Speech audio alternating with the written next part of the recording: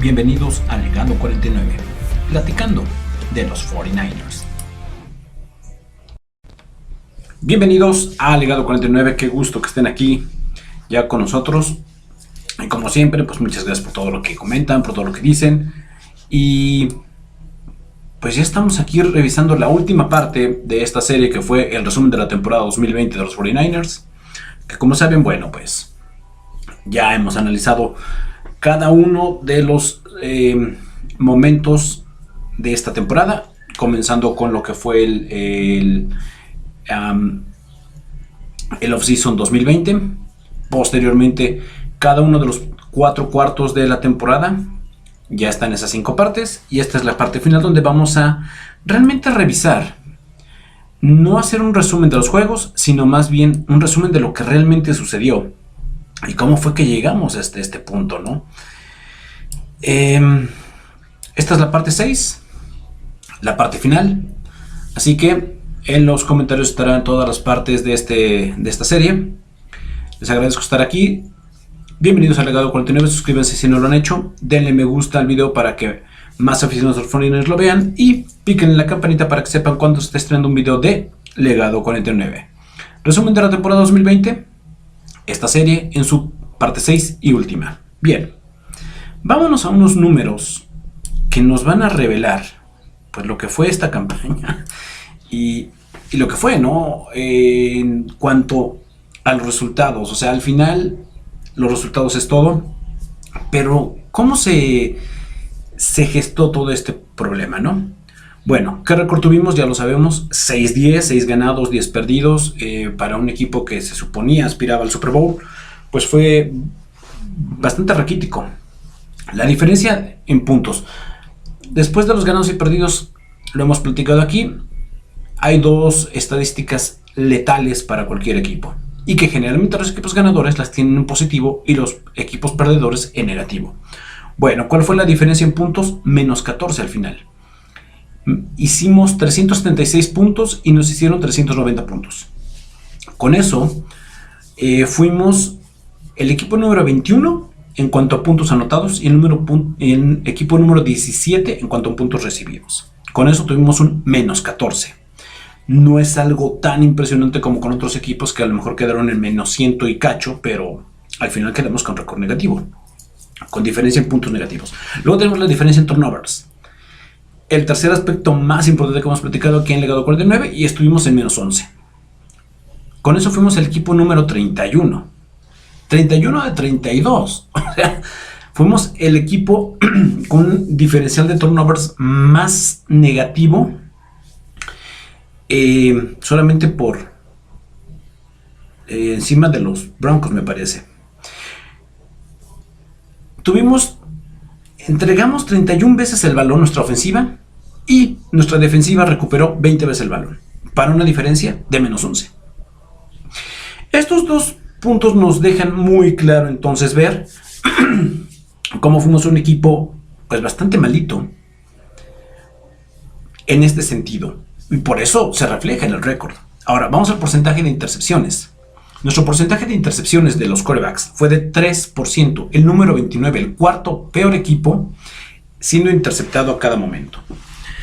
Bueno, en terceras oportunidades para convertir a 1º y 10, que es fundamental para poder continuar un drive, terminamos con el 39.1% de esas ocasiones, siendo el equipo número 24 de los de abajo, y nuestra defensiva solo permitió el 35.5% de terceros downs para primeras oportunidades, siendo la número 4. ¿Se dan cuenta? Nuestra defensiva fue de los top 5 en ese punto, mientras que nuestra ofensiva fue de los 8 peores. Luego, el cuarto down para convertir a primera oportunidad. 40% de ocasiones nuestra ofensiva, que fue el número 28. El cuarto peor equipo para convertir en cuarta oportunidad. Mientras que nuestra defensiva, defendiendo las cuartas oportunidades para convertir a primer down, fue el 65% de ocasiones que les convirtieron, haciendo el lugar número 26, también de los bajos. ¿Esto qué nos dice? Que cuando había una cuarta oportunidad y nosotros estábamos a la ofensiva, era muy difícil que la convirtiéramos.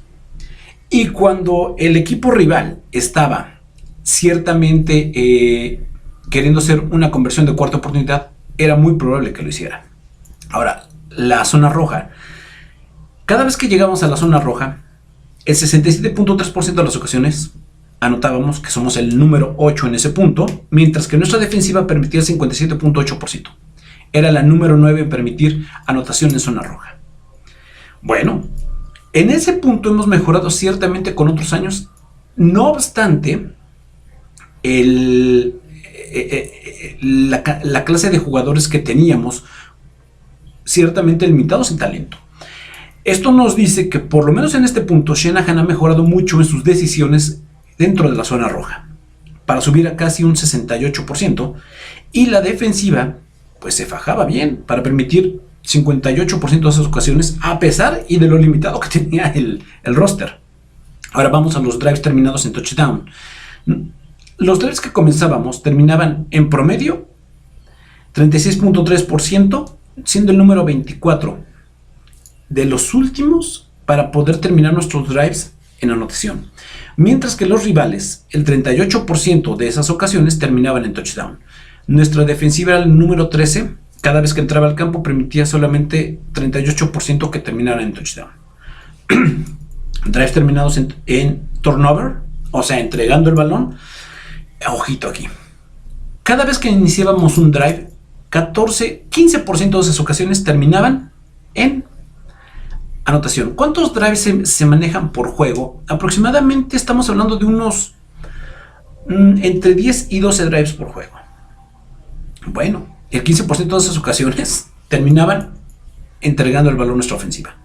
Y nuestra defensiva, el 10% de esas ocasiones, 10.4, terminaba recuperando el balón, que es el número 23. Bueno, blitz. Ya son estadísticas puramente defensivas. Nuestra defensiva mandaba el blitz, o sea, que mandes más allá de los 4 jugadores frontales que teníamos, que mandes a los linebackers, a los safeties, a los corners. 33.6, fuimos el número 10. Saleh terminó cambiando completamente su concepto, entendiendo que no tenía pass rushers de calidad por las lesiones, y terminó mandando más jugadas de blitz, cosa que no solía él hacer, y aquí sí lo pudo hacer. Ahora, con todo esto, ¿cuántas sacks o capturas tuvimos? 30, siendo el equipo número 21. Se supone que un equipo que tiene una línea defensiva muy buena, pero que efectivamente, ya lo sabemos, estaba completamente disminuida por las lesiones. Golpes al quarterback fueron 72, para ser el número 28. Entonces, realmente la presión al quarterback por parte de nuestra línea defensiva y de nuestro pass rush era bastante limitado. Por eso creció mucho la parte del blitzeo, de mandar el blitz, de mandar la carga. Y aún así, terminamos siendo el número 28 en presión al quarterback. El quarterback el rival se sentía bastante cómodo cuando se enfrentaba a San Francisco, porque no los tenía en la nuca como sí fue en 2019. Y tacleos para pérdida de yardaje. Bueno, aquí fuimos el número 14 en la liga con 67 tacleos para pérdida de yardaje. Un dato que es sumamente importante, porque te dice cuántas veces puede penetrar la línea y los jugadores para poder detener detrás de la línea a un corredor. Bueno, estos datos que vemos aquí, todos estos números que les acabo de platicar, no reflejan más que una inconsistencia total, bajas de juego y un talento que simplemente no alcanzó.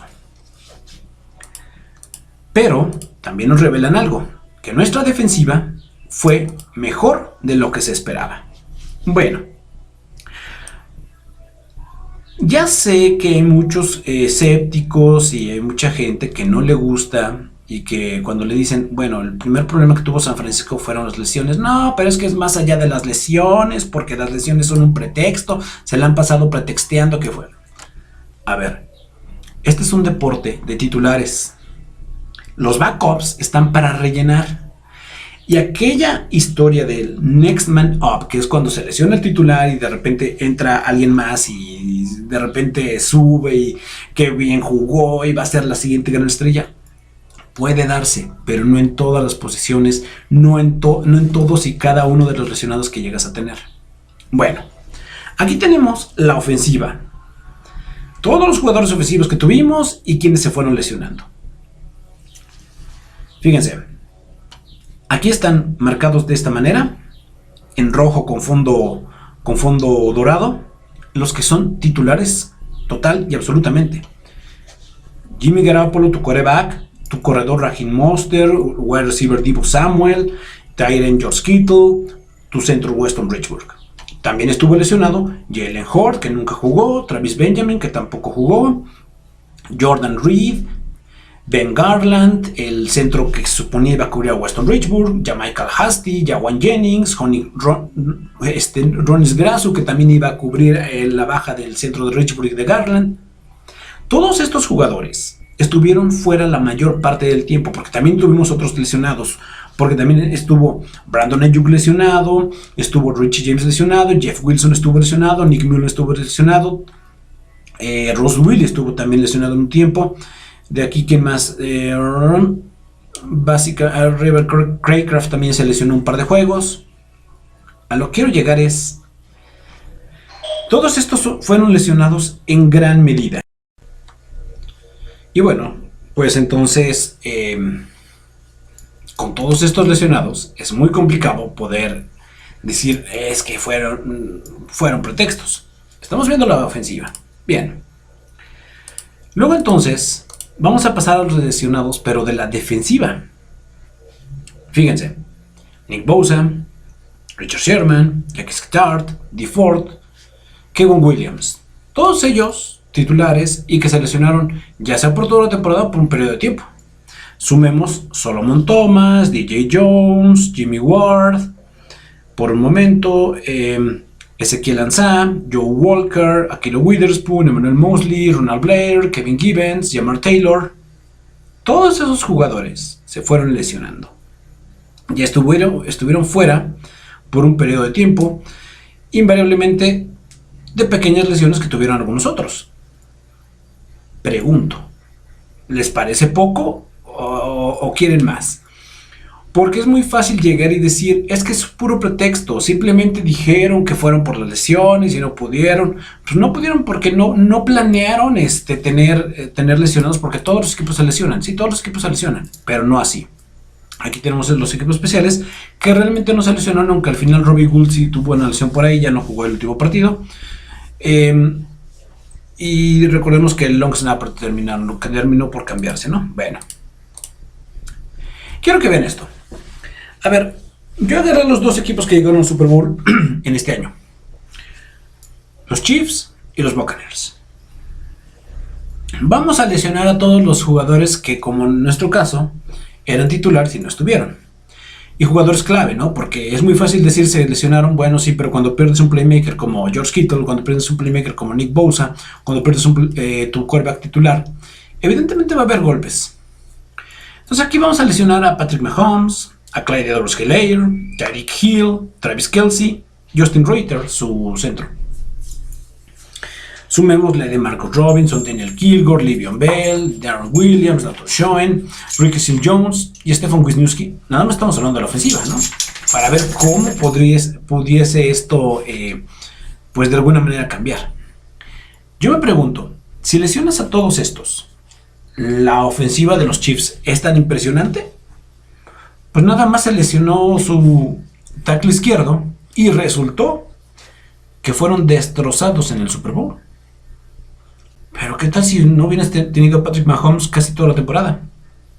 A Tyreek Hill, que en gran medida es uno de los playmakers. Travis Kelce, que es la ofensiva gira alrededor de él. Su corredor Clyde Edwards-Helaire, que si bien no fue brillante la mayor parte del tiempo, pero pues estuvo. Le'Veon Bell, que en nuestro caso, recordemos, se lesiona a Monster, se lesiona a Wilson. Austin Reuter, su centro. Luego lesionamos a Daniel Kilgore, que es viejo conocido nuestro y era su suplente. O sea, ¿y luego? Bien, pues estamos hablando de la ofensiva. Vamos a pasar a la defensiva de los Chiefs, que es sin ser extraordinaria, mucho menos, pero bueno. ¿Qué tal si Chris Jones y Frank Clark, que son las claves de esa línea defensiva, se hubiesen lesionado?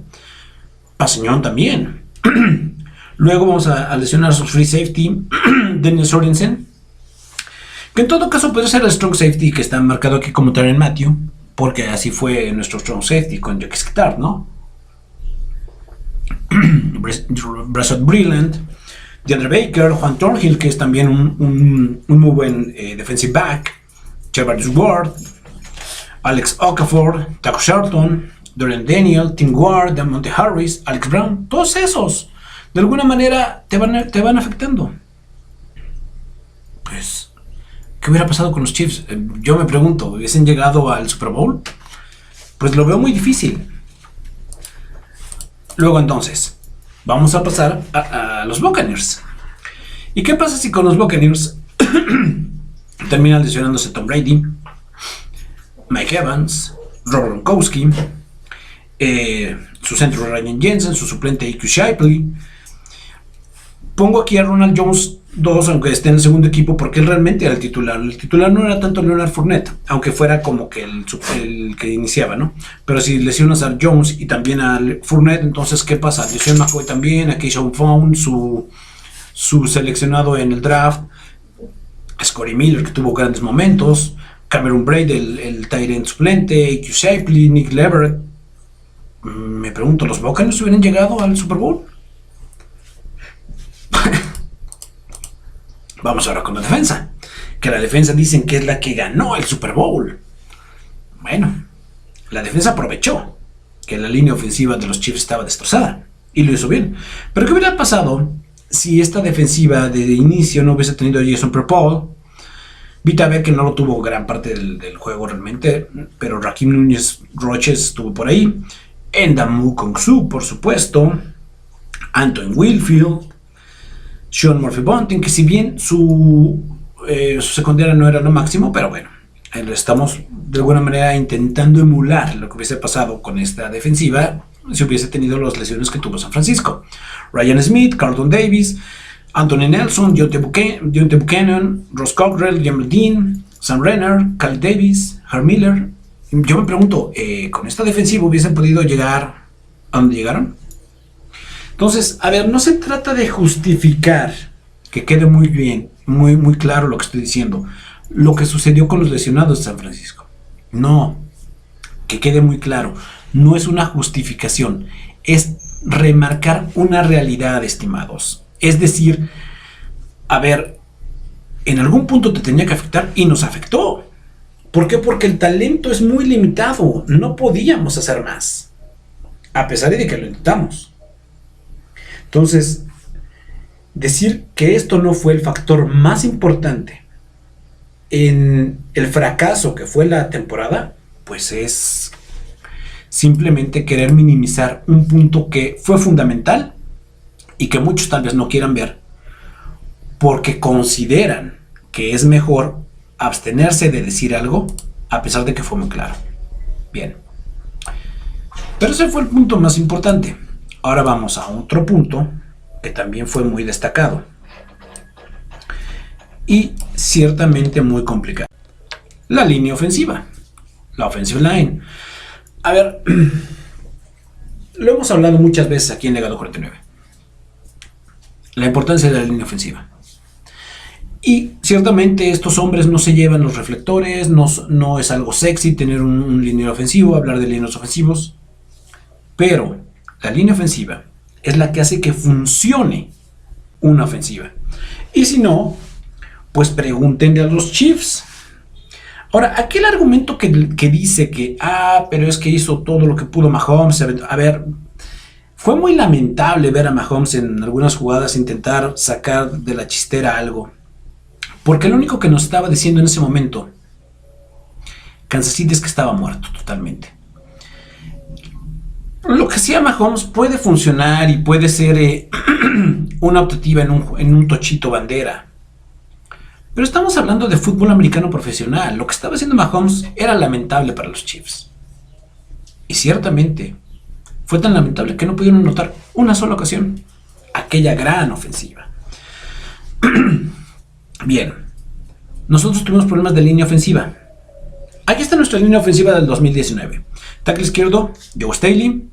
Guardia izquierdo, Laken Tomlinson. Centro, Weston Richburg. Guardia derecho, Mike Person. Y tackle derecho, Mike McGlinchey.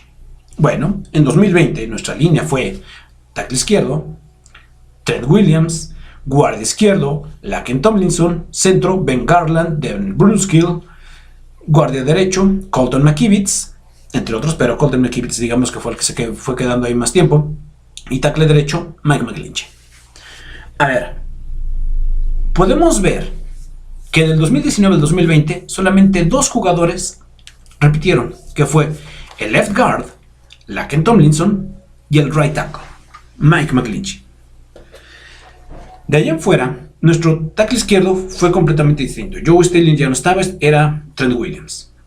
Podemos argumentar, y yo lo dije muchas veces cuando se hizo el trade por Williams, creo que tenemos un upgrade ahí, porque Joe Staley, su último año que jugó, ya no jugó en el nivel que él nos tuvo acostumbrados durante muchos años.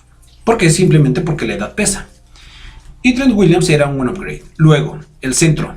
Pues ya sabemos que lo que pasó con Weston Richburg en aquel juego, que podemos ver la fotografía ahí donde sale lesionado contra los Saints en el 2019, crea un efecto dominó. Pero en ese momento Ben Garland no lo hizo tan mal. Y aparte tenía el resto de la línea aún bien colocada.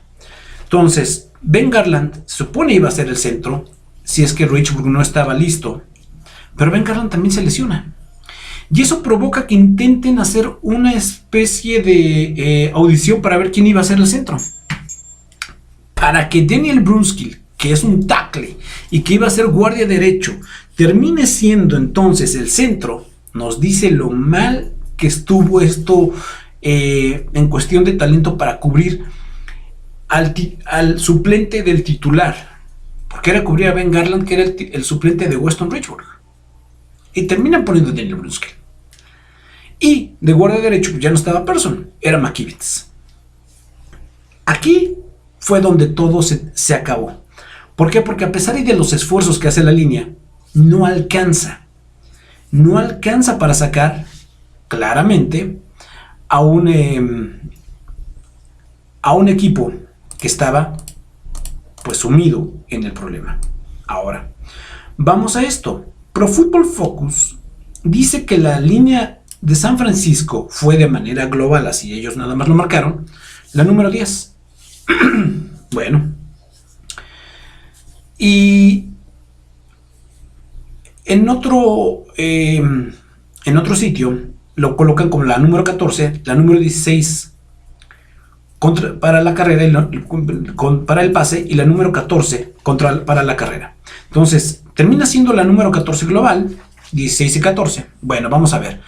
Permiten 39 capturas, que es el número 13 en la liga. 6.4 de las ocasiones, que termina siendo el número 19. Ya es un poco más bajo. Sufren 17 intercepciones, que es el número 30, 3% para ser el número 29.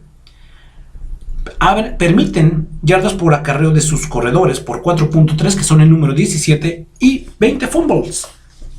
Que si bien los fumbles no son puramente culpa de ellos, siendo el número 20, de algo tiene que ver. Bien. Algo que platicamos aquí en Legado 49 durante la campaña. Una cosa es la línea abriéndole huecos a la carrera, y otra cosa es que tus playmakers sean capaces de, a pesar y de la línea, sacar muchas yardas, como lo hacen Mostert y Jeff Wilson en ocasiones. ¿Cuántas veces vimos que nuestra línea ofensiva permitía que los defensivos rivales estuviesen dentro del backfield antes de que el balón fuera incluso entregado al corredor? Y eso provocó varios fumbles. Y eso mismo provocó varios fumbles de los quarterbacks. A ver, yo no voy a decir, porque me parecería un error. Pro Football Focus es una entidad de respeto en esta liga y con la cual se sustentan muchas de las cosas que se dicen. Entonces, Pro Football Focus tiene ya bien ganado su puesto como uno de los mejores evaluadores en cuanto a las situaciones. Pero ustedes leen lo que Pro Football Focus escribió acerca de ponernos en el número 10.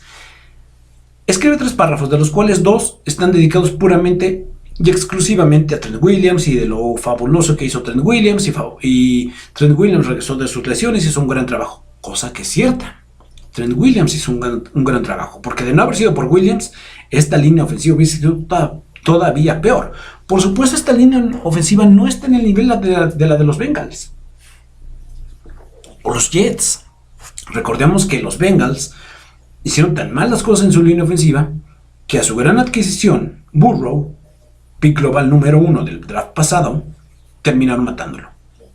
Bueno, nosotros tenemos un poquito más de experiencia y eso evitó que cayéramos tan abajo, pero aún así éramos ineficientes por un trabajo no eficiente que se hizo o que no se hizo en la línea.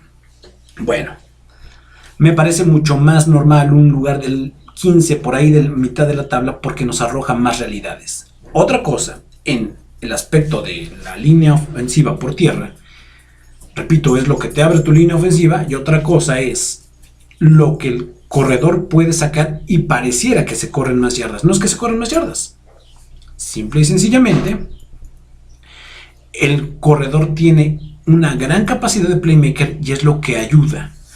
Pero en este caso la línea ofensiva termina abriendo 4.3, que es bastante decente ya de manera global, aunque hubo partidos, como lo vimos, y ahí están los resúmenes, partidos donde la línea ofensiva abrió para 2 yardas o menos. ¿Todo por qué? Porque nuestro centro provocó todo un efecto dominó que remató con la lesión de su backup. Bien. Luego entonces, continuando en el impacto de la línea ofensiva, porque ya vimos lo que fue la línea ofensiva. Ahora, ¿pero cuál fue el impacto real de esto? Porque se puede hablar mucho de línea ofensiva y todo esto. Yo discrepaba o tenía un debate con gente de un grupo donde hablaban acerca de... Yo asumo muy simple la derrota de Kansas City en el Super Bowl. La falta de línea ofensiva. Y me decían, pues es que no era así porque al final Patrick Mahomes es un gran jugador y corre mucho. Yo dije, ¿corre mucho? No es que corra mucho. Él corre cuando tiene necesidad de hacerlo y lo hace bien. Sí, como muchos quarterbacks lo hacen. Como incluso lo hizo Jimmy Garoppolo antes de romperse el ligamento. El punto no es ese. El punto es que puedes correr, como lo dijeron, 400 yardas de lado a lado por parte de Mahomes y no te sirven de nada porque no tienes línea ofensiva. ¿Qué provocó? ¿Cuál fue el impacto de la falta de línea ofensiva en Kansas City? En el Super Bowl, simplemente que la defensiva de los Buccaneers, que fue una de las mejores en 2020, se dieron festín.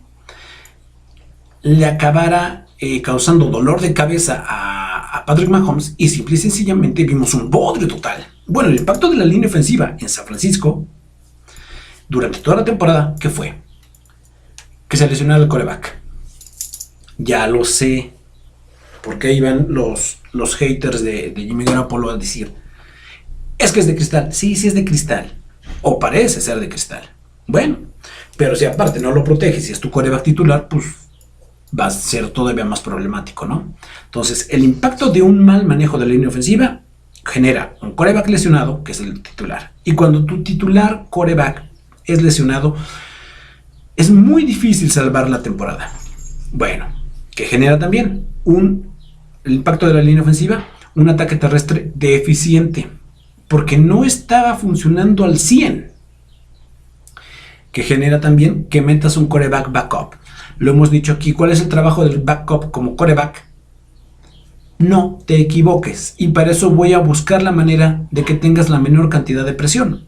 Pero como la línea ofensiva no estaba haciendo el trabajo de evitarle la presión al backup, siendo el backup bastante limitado, ¿qué genera? Sacks, o sea, capturas, y con eso presiona al quarterback, que se le metan en la cabeza, que esté pensando que están alrededor de él en cuestión de segundo y medio, y eso genera que te deshagas del balón más rápido, cuando tus receptores no han terminado su ruta, o a lo mejor ni siquiera la han comenzado de manera real. Eso que genera intercepciones. Y luego de las intercepciones, aparte tenemos fumbles generados por receptores que quedan con balones forzados y tienen que hacer maniobras impresionantes para quedarse con ellos. ¿Qué genera eso? Que no tengas bien posicionado el balón, te peguen y sueltes el balón.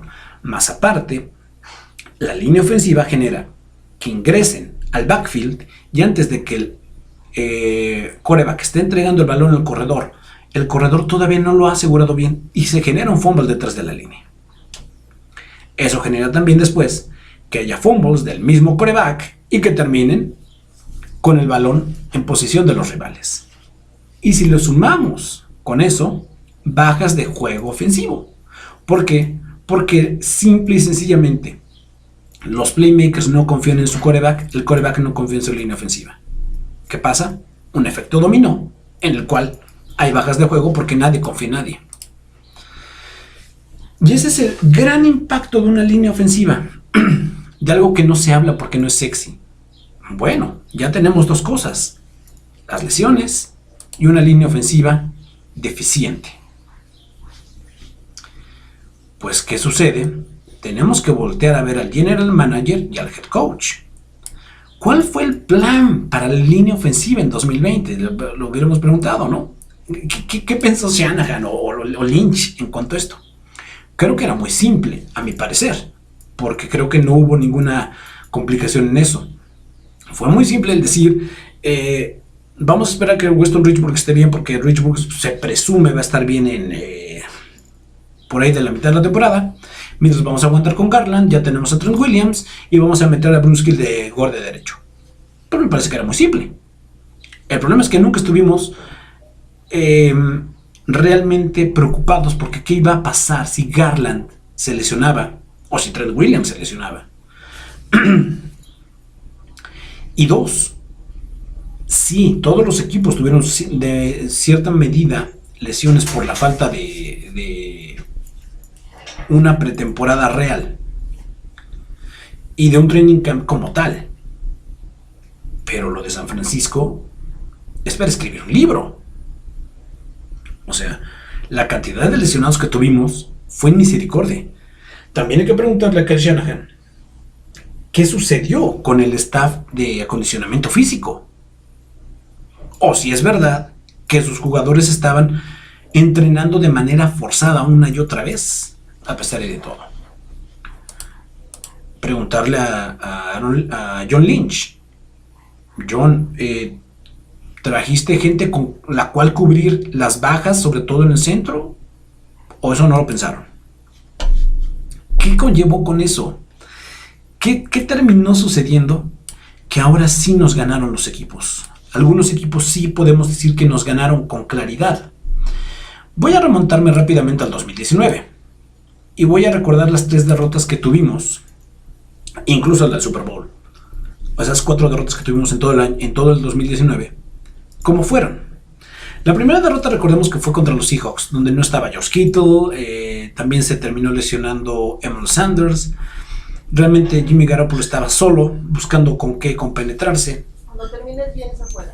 Y finalmente terminaron con situaciones que el quarterback intentó manejar. Pero aún así, contra Seattle pudimos ganar. Recordarán que tuvimos incluso una patada en tiempo extra, que si hay otro lesionado que teníamos, nuestro kicker, que era un kicker bastante que había sido tomado como agente libre, no drafteado, pues bueno, termina siendo de alguna manera quien no le da la victoria a San Francisco. Bueno, perdimos el juego. La derrota contra los Ravens, un juego sumamente cerrado, muy complejo, donde tuvimos la oportunidad de ganarlo y nos terminan sacando el juego por 3 puntitos. Bueno, lo perdimos a lo mejor por alguna indecisión, pero no fue una victoria contundente de parte de un equipo que en ese momento estaba catalogado como el mejor equipo de la temporada. Y la tercera derrota, que fue contra los Falcons, en un juego claramente entregamos y se los regalamos a los Falcons para que nos ganaran. Lo perdimos. El Super Bowl lo hemos dicho muchas veces aquí, lo terminamos perdiendo por nuestra incapacidad de poder manejar el reloj, poder manejar el juego, poder ponernos a correr como locos y simplemente estirar el drive para quemar el tiempo. Esos 4 juegos no es que nos hayan ganado con claridad, simplemente los perdimos.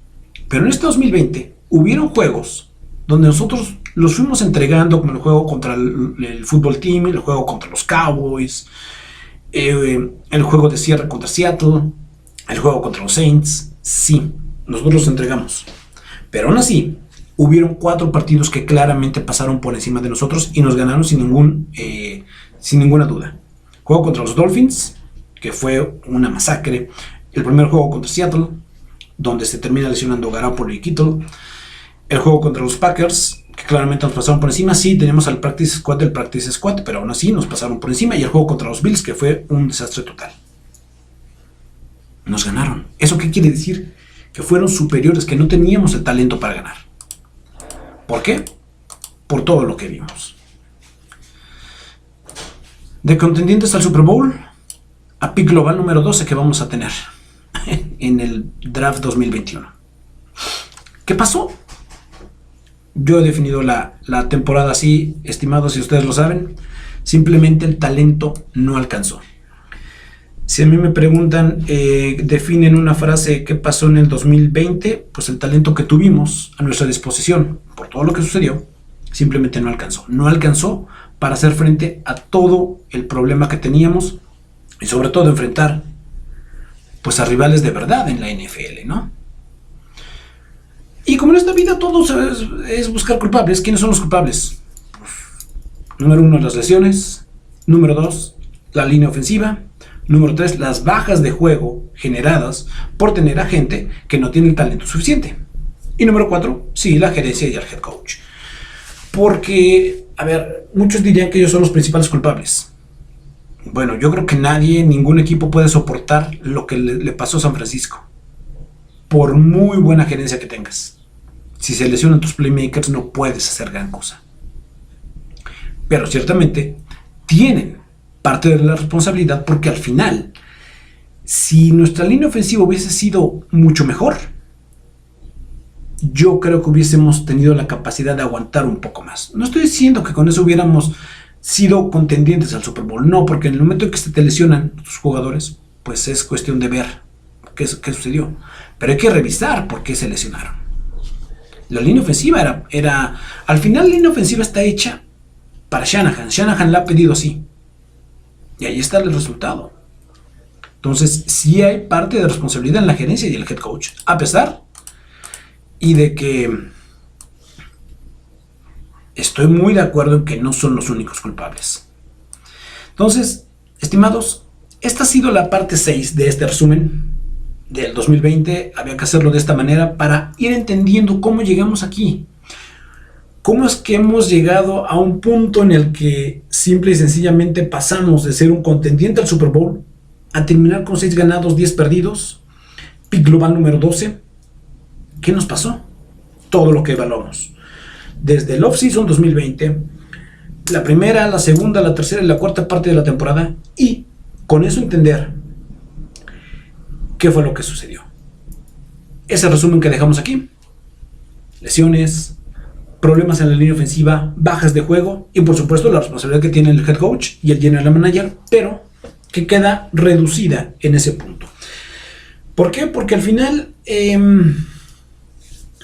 tú no puedes culparlos de que se lesionan hasta cierto punto, ¿no? Es como echar la culpa a alguien de la pandemia. ¿Es culpa de alguien? Pues no, nadie lo esperaba. Entonces no puedes estar echando culpas como tal. ¿Hay responsabilidades? Sí. ¿Hay maneras de hacerlo mejor? Sí. Pero las culpas, tienes que buscar el punto en donde todo se fue echando a perder. Y aquí, claramente, fueron la gran, brutal cantidad de lesiones. Bien. Este ha sido el resumen de la temporada 2020 de los 49ers. Y recuerden, suscríbanse al canal si no lo han hecho. Denle me gusta al video. Si les gustó, denle me gusta también para que más aficionados de los 49ers lo vean. Y píquenle la campanita para que sepan cuando esté estrenando un video de Legado 49. Gracias, estimados. Cuídense. Ya hasta luego.